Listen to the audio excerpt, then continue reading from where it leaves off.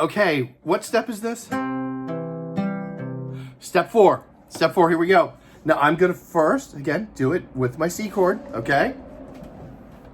Step 1, step 4 is going to be your thumb plucking the A string, okay? But without the middle finger on the B string, okay? So this is what it is. Here's step 1, and I'm gonna isolate them first. This step 2 was, step 3 was, step 4 was, and step 4 is thumb plucks the 5th string or the A string. All right, here it is. All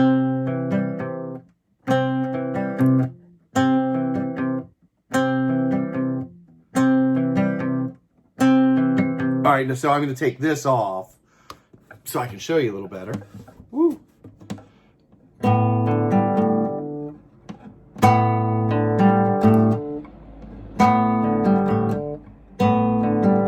Step 1,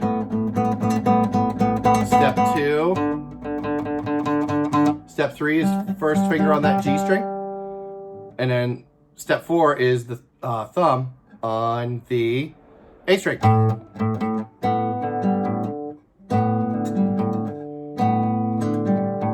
And see, my third finger's here. My third finger's hanging out on this high E string, giving me a little bit of safety and security. Now, just to make sure that we aren't dependent on it or anchoring, and classical cats have an argument there. You want to stay nimble and loose. I get it. And remember the other video where I'm like, hey, look, look at it. It looks like I'm holding a ball here. I'm holding that racket ball, right? Nice and loose. You stay loose. Be kind to yourself. All right? And we aren't like this. And now you'll notice there's a video out there where I'm like, hold the ball and you want a little bit of a gooseneck, like when you see basketball players, great basketball players, they got that woo, like that. Look at that, when they let that ball loose out there in 3-point land, nice and loose, loosey goosey. All right, we're kind of the same, greatness has the same aroma, I guess. When I watch professional athletes or professional guitar players, painters, whatever. There's tension, but there's a looseness there that starts. We'll get into that. I think that's the thing. People go, oh man, you make it look so easy. Well, this is the part behind the scenes that nobody sees, right? This is the part that nobody sees. 1, 2, and 3. 1, 2, and 3, 4. 1, 2, and 3, 4. Click, click, click, click, click, click, click, click. But you go out in the gig and you just start flying it out. People go, oh, well, guitar must be easy. Nah, man, wasn't easy for me. It still isn't. Open strings. I highly recommend doing this with a metronome. Highly, highly, highly. The joy of jamming, though, please. joyofjamming.com. JOYOFJAMMING.com. I mean, that's where these lessons are right now. I highly suggest that you take them in order. I have heard people who don't know anything about music or guitar take those, and then by the end of the course, they're ready for private lessons with me. I mean, I take absolute beginners, so if anybody wants a lesson, if you want to spend an hour with me, that I'm cool with that. You could be anywhere in the world. Okay, that's step. What is it? Step whatever. Now I do want you to know this. This is some of the backstory. All right.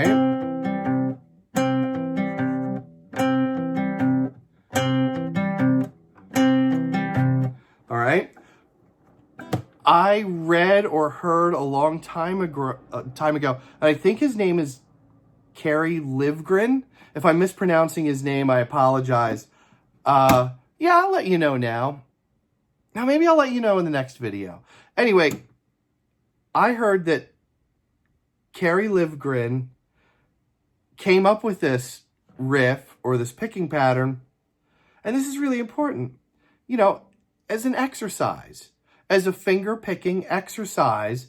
And I guess, you know, he was sitting in his chair in his guitar corner or whatever, or maybe he was walking around the house, whatever, and he picked this up from somewhere, you know, maybe a book, I don't know where, it doesn't get into that, but supposedly it was just, you know, he's like, man, this is just a picking exercise, it's a fingerstyle exercise, and I was working on it, and I guess his girlfriend, his wife, or whomever said, hey, I really like that, I really like that, you should put lyrics to that, that's pretty. And so they did, and the rest, as they say, is history. So there he is, just fiddling around with something, and fiddling around goes to the previous lesson, because you could apply this same thing. Step 4, 1, 2, oh, this is hard. 1, 2, 3, 4. 1, 2, 3, 4. 1, 2, 3, 4.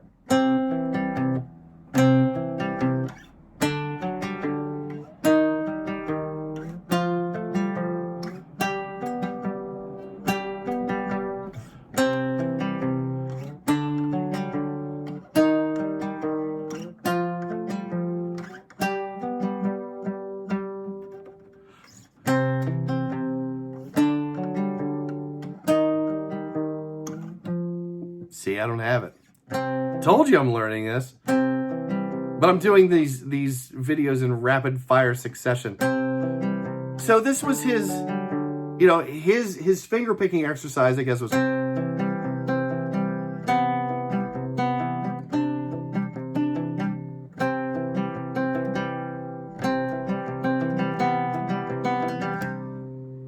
blew it.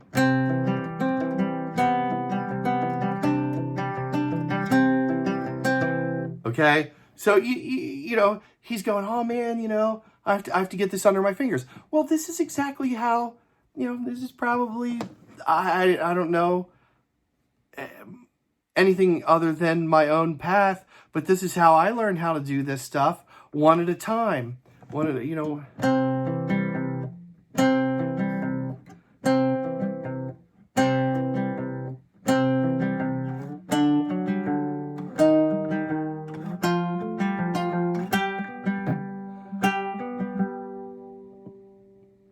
So, you know, his fingerstyle or his finger picking exercise ended up being a hit song.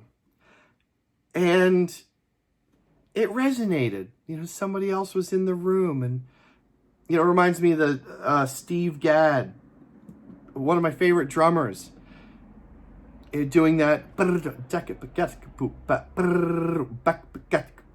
Boom. Yay! I mean, what's not to like about that? Are you kidding me? So, and you know, if somebody takes notice in the studio, Phil Ramone or Paul Simon, I'm not sure. Tony Levin might have been on that session. I'm not really good with the history of it. You know, time isn't really a strong suit of mine. I mean, musical time, I'm cool with it, but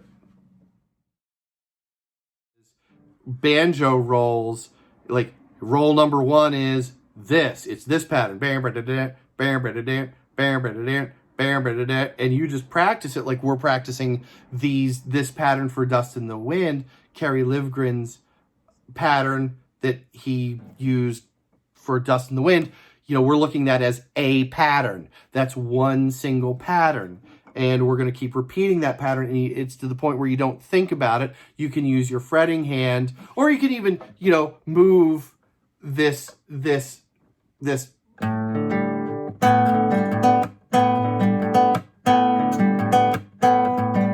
Like, what if you move it to the next set of adjacent strings?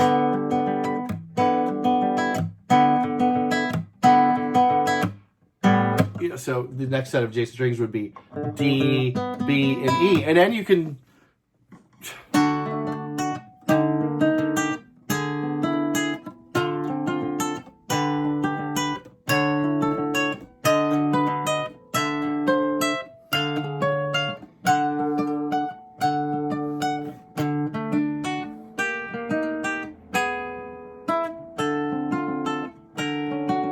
Do you get what I'm... So, yes, we're learning Dust in the Wind, but we're also learning all this other stuff, you know, and you can be, you could be, the Picasso of guitar and just take one time. And we aren't even done. We're on step 4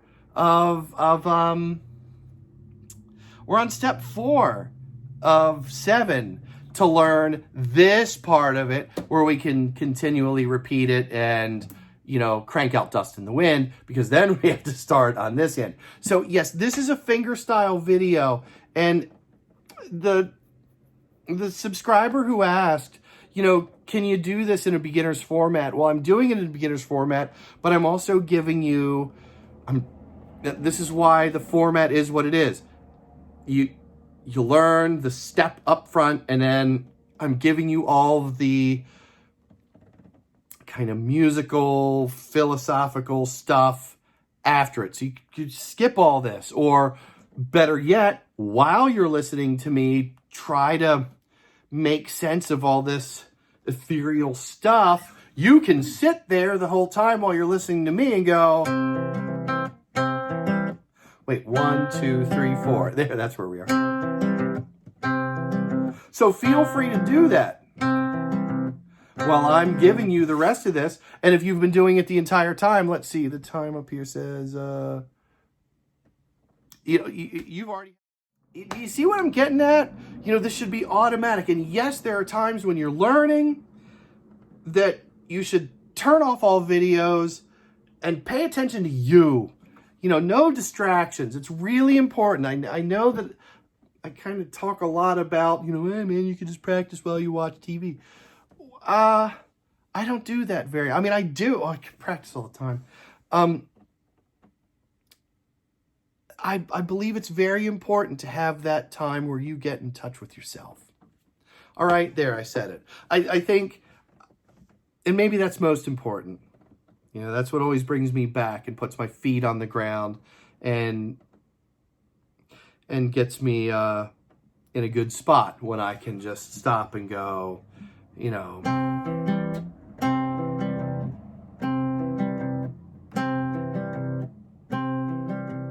All right, so we'll end on that.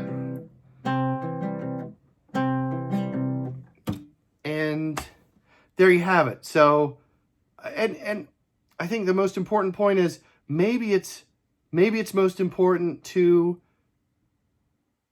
do all of this without any distraction, without me in the background talking about whatever. It's important to stop the video and concentrate on yourself. Concentrate on the technique, the finger position, and how it sounds and how it feels. So there you go.